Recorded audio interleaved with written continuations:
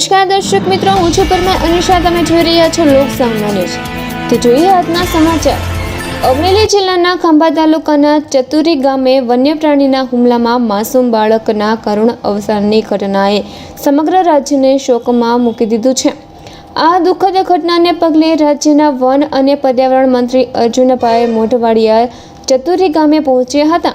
તેમણે પીડિત પરિવારની મુલાકાત લઈને ઊંડી સંવેદના વ્યક્ત કરી અને સરકાર આ મુશ્કેલ સમયમાં પરિવારની સાથે અડગપણે ઊભી હોવાનું જણાવ્યું. મંત્રીશ્રીએ ગ્રામજનોની રજૂઆતો સાંભળી વન્ય પ્રાણી સંબંધિત પ્રશ્નોના લાંબા અને ટૂંકા ગાળાના ઉકેલ માટે સરકાર પ્રતિબદ્ધ હોવાનું જણાવ્યું હતું.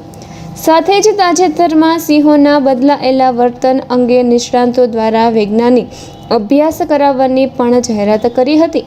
આ પ્રસંગે ધારાસભ્યો, વન વિભાગના વરિષ્ઠ અધિકારીઓ, પોલીસ તંત્ર અને મોટી સંખ્યામાં ગ્રામજનો ઉપસ્થિત રહ્યા હતા. તો ફરી મળીશું એક નવા સમાચાર સાથે. ત્યાં સુધી જોતા રહો લોક સામના ન્યૂઝ.